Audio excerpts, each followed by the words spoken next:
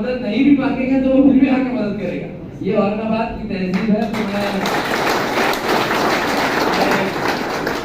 तो मैं आप लोगों से रिक्वेस्ट करूंगा कि ये जो प्रोग्राम दिया गया है ये एमआईएम के यंगस्टर्स और यूथ के आइकॉन्स और जो सही में जो यूथ के आइकॉन्स हैं, जो औरंगाबाद में आपके एरिया में जो आपके साथ खड़े रहते हैं, आपके केसेस में आपके साथ खड़े रहते हैं, आपके मैटरों में आपके साथ आते हैं, ये वही लोग हैं जो आपके साथ आगे रहेंगे। आप इनसे पूरी उम्मीद कर सकते हैं। अगर इनमें से कोई काम नहीं करता है तो आपका पूरा हक है कि आप यहाँ पर आके उनके लिए तालियां बजा रहे हैं। अगर वो कल के दिन से आपकी मदद नहीं कर रहे हैं तो ये भी आपका हक है कि आप इनकी कंप्लेन करिए। सेम विद असरार भाई का भी है। जब इन्होंने ये जिम्मेदारी ली थी तो उन्होंने हमारे वालिद साहब को वादा किया था कि इम्तियाज भाई ये पोस्ट की मैं इज्जत इतनी बढ़ाऊंगा कि इंशाल्लाह तो लोग तड़पेंगे ये पोस्ट लेने के लिए, क्योंकि ओहदा इतना बढ़ गया है और असरार भाई की लीडरशिप में इतने लोग जुड़ रहे हैं कि अब जो असरार भाई जब इसके बाद अपग्रेड होंगे ऊपर, अब जब असरार भाई इसके बाद अपग्रेड होंगे ऊपर तो जो अगला बनेगा उसको असरार भाई का ही मैनेज करना पड़ेगा, असरार भाई की इमेज पर ही देना पड़ेगा। सेम चीज जैसे आमदार हो गया, आमदार में भी लोग क्या कर रहे थे कि जब हमारे वालिद साहब आमदार में लड़े नहीं थे तो लोग ढूंढ रहे थे कि तो इम्तियाज जलील दूसरा कहाँ से मिल जाए, इम्तियाज जलील साहब दूसरा कहाँ से मिल जाए। और इम्तियाज जलील साहब दूसरा मैं कहना चाहता हूँ नहीं मिलेगा। आपके पास एक ही इम्तियाज जलील है और अगर आप मुझ पर ढूंढ रहे हैं तो आप गलत ढूंढ रहे हैं। क्योंकि मैं भी अगर मैं अपनी पूरी जिंदगी भी लगा दूं तो मैं शायद ही उनके 1% का बन पाऊंगा, क्योंकि जिस तरीके से वो अपने आप को कैरी करते हैं, जिस तरीके से वो बोलते हैं और जो सोच वो रखते हैं वो शायद ही कोई औरंगाबाद में रखता होगा एज ए लीडर। क्योंकि मैंने जितने औरंगाबाद के लीडर्स को देखा है सालों से, उनकी विजन अपने ही गली के अंदर रुक जाती है, उनकी सोच अपने ही मोहल्लों में रुक जाती है, उनकी सोच आगे की नहीं है। हमारे वालिद साहब की विजन मैं उनको देखता हूँ जिस तरीके से वो स्टडी करते हैं। आप लोग फखर से वो पार्लियामेंट की स्पीच फेसबुक पर शेयर क्यों करते हैं?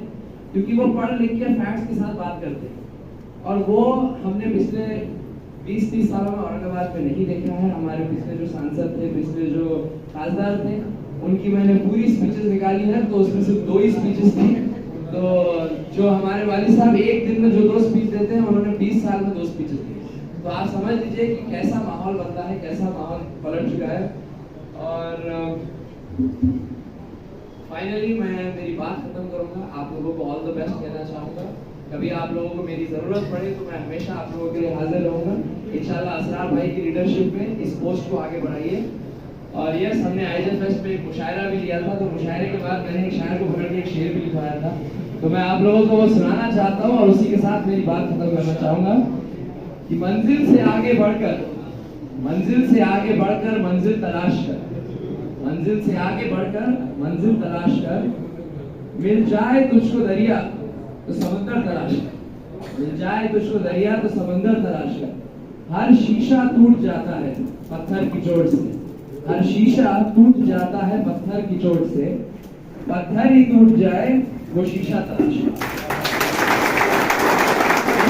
एक आखिरी कि सजदों से तेरे क्या हुआ सदियां गुजर गई, सजदों से तेरे क्या हुआ सदियां गुजर गई, दुनिया जो तेरी बदल दे वो सजदा तलाश।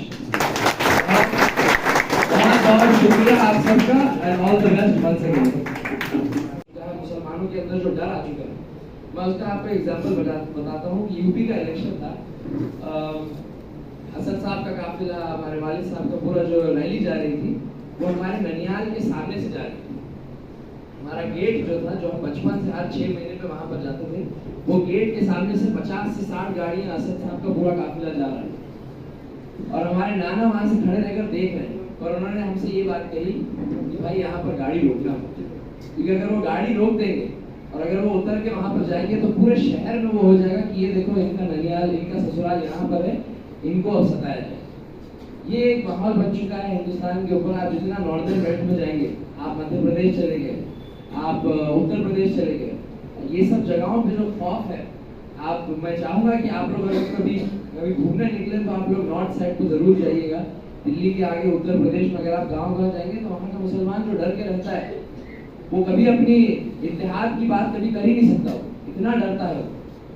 और वही चीज अगर आप रिवर्स करके यहाँ औरंगाबाद में आए, यहाँ हैदराबाद में आए, और ऐसा ही नहीं कि एमआईएम के बेल्ट में, आप केरला चले जाए, आप तमिलनाडु चले जाए, यहाँ पर जो मुसलमान कॉन्फिडेंस से जीता है, यहाँ पर जो मुसलमान कॉन्फिडेंस से एक दूसरे से लड़ता है, वो क्यों? और मैं उनसे ऐसी बात करता हूँ एंड तक कि मैं उनको बोलता नहीं हूँ कि मैं उनका बेटा हूँ, पहले मैं देखता हूँ क्या बोलेंगे लोग क्योंकि क्या होता है बहुत टाइम ऐसा, पहले तो मैं शहर में करता था, जब मुझे शहर में लोग नहीं पहचानते थे तो मैं बुढ़ी रंग पे 2-2 घंटे बैठता था और वहां बैठ के मैं यही पूछता था क्या कर रहे यार इम्तियाज भी यार, तो जैसे मैं मालूम पड़ता था जो चाहने वाले हैं वो तो बोलते नहीं, इम्तियाज जलील की वजह से आज हमारा शहर महफूज है।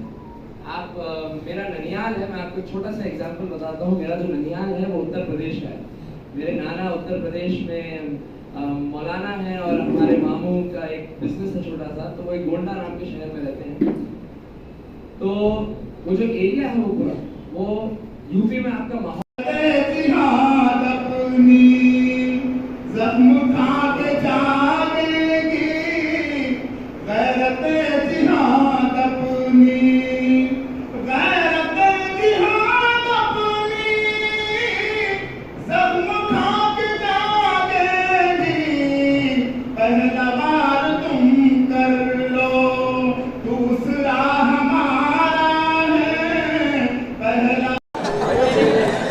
अस्सलाम वालेकुम। मैं Mohammed Asrar MIM city youth president. आज जो प्रोग्राम रखा गया था यूथ विंग की जानिब से, हम लोगों ने कि यूथ लीडरशिप एंड ऑर्गेनाइजेशन के नाम पर ये उन्वान को रखकर हमने औरंगाबाद शहर को बताने की कोशिश की है कि लीडरशिप कैसी होती है और ऑर्गेनाइजेशन किस तरीके से बनता है और काम करता है। इसी उन्वान को लेकर हमने औरंगाबाद शहर में कुछ ऐसे मजलिस इत्तेहादुल मुस्लिमीन की बुनियादें जो पहले से मौजूद थी, हमने उनको और मजबूत करके उनके खांधों पर और हमने लोड दिया है और उनको जिम्मेदारी दी है। औरंगाबाद शहर के अंदर कुछ वाइस प्रेसिडेंट, पूरे सिटी का वाइस प्रेसिडेंट और जनरल सेक्रेटरी हमने औरंगाबाद शहर में बनाया है। जैसे फ़िरोज़ खान साहब है, हमारे इमरान खान साहब है, मुश्ताक शेख साहब है, रोशन खान साहब है, हमारे अज्जू शेख साहब है, अल्ताफ़ भाई है, हमारे सोहेल भाई है। ऐसे नौजवानों को हमने जिम्मेदारी दी है ताकि औरंगाबाद शहर में हम मजलिस इत्तेहादुल मुस्लिमीन के बैनर के ऊपर किस तरीके से दलित समाज और वंचित समाज और मुस्लिम नौजवानों को हम किस तरीके से इकट्ठा कर सकते हैं और तमाम वंचित समाजों को एक जगह ला सकते हैं। हम तमाम को ये कोशिश करनी चाहिए कि उन वंचित समाजों के पीछे खड़े हो जाए। इसी के साथ साथ मैं आप तमाम को ये मैसेज भी देना चाहता हूँ कि 19 तारीख को क्रांति चौक से लेकर भड़कल गेट तक एक तमाम भीम सैनिक एक जगह जमा हो रहे हैं। मैं तमाम मुस्लिम कौम को ये गुजारिश करना चाहता हूँ कि बाबा साहब अम्बेडकर साहब को जो आपत्तिजनक जो ये पाटिल ने किया है, जो बीजेपी का है, मैं उसका नाम भी नहीं लेना चाहता, उनके खिलाफ मोर्चा रखा है, आप तमाम उसमें शामिल हो। और यहाँ से जो नौजवान मुझे सुन रहे हैं, मैं उनको कहना चाहता हूँ कि अल-फरहान मेडिकल फाउंडेशन की जानिब से ब्लड डोनेशन कैंप रखा गया है, उसमें भी नौजवान शिरकत करें। और जो लोग नागपुर में मुस्लिम रिजर्वेशन के ताल्लुक से 21 तारीख को भव्य यहाँ से औरंगाबाद से एक जुलूस जाने वाला है इम्तियाज़ जलील साहब की क़ियादत में, तो मैं आप तमाम से दरख्वास्त करना चाहता हूँ कि जो हजरात आना चाहते हैं वो हमसे रब्ता कायम करें, हमसे जिम्मेदारियाँ हासिल करें। मैं आप तमाम नौजवानों को आए और तमाम पोस्ट होल्डर का मैं शुक्रिया अदा करना चाहता हूँ। ख़ास तौर से वाजिद जागीरदार साहब, हमारे जो शहर सदर है शारिक नक्शबंदी साहब, शेख अहमद साहब, तमाम कॉरपोरेटर्स का मैं शुक्रिया अदा करना चाहता हूँ। इस प्रोग्राम में उन्होंने शिरकत की, शुक्रिया। खुदा। इस प्रोग्राम में मौजूद मेरे कायद इम्तियाज़ जलील साहब के फ़र्जंद बिलाल जलील साहब इस प्रोग्राम में मौजूद थे। हमारे जो कायद गफ़ार कादरी साहब के फ़र्जंद जो एवरेज एजुकेशन फाउंडेशन के डायरेक्टर है जिब्रान कादरी साहब, उन्होंने अपने कीमती मशवरे से नौजवानों को एक सही रास्ता बताने की कोशिश की है। इन लोगों ने, वाजिद जागीरदार साहब ने, हमारे ग़ुलाम अली साहब ने, सैयद सुल्तान कादरी साहब,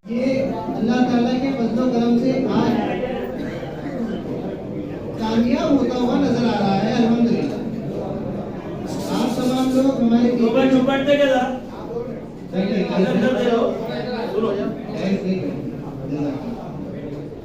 तो आप तमाम लोग जो यहाँ मौजूद हैं और ये प्रोग्राम का जो उन्वान है ये है यूथ लीडरशिप एंड ऑर्गेनाइजेशन।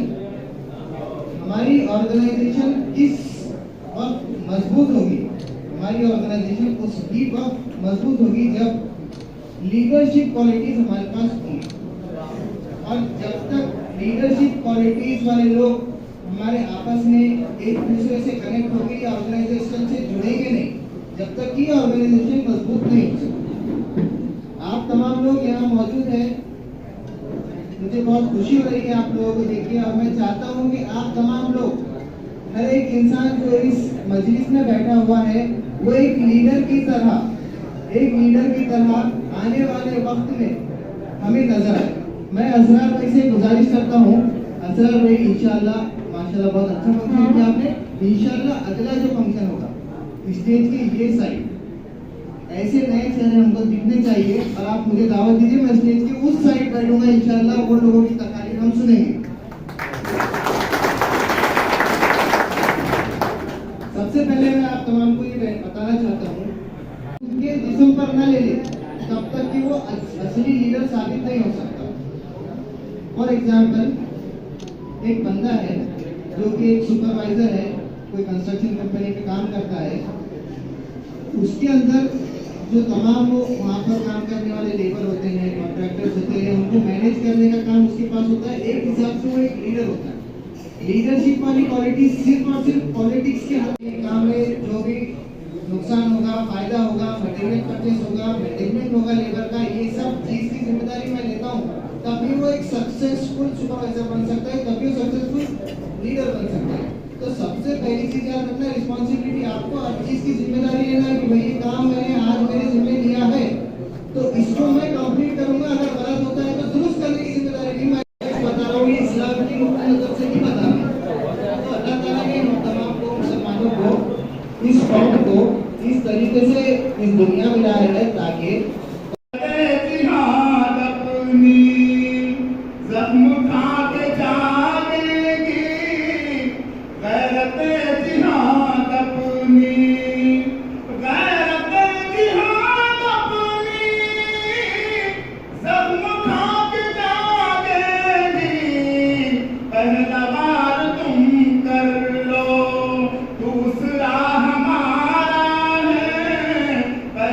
इस वीडियो को लाइक करें, हमारे चैनल को सब्सक्राइब कर बेल आइकन जरूर प्रेस करें हमारी न्यू वीडियो सबसे पहले देखने के लिए।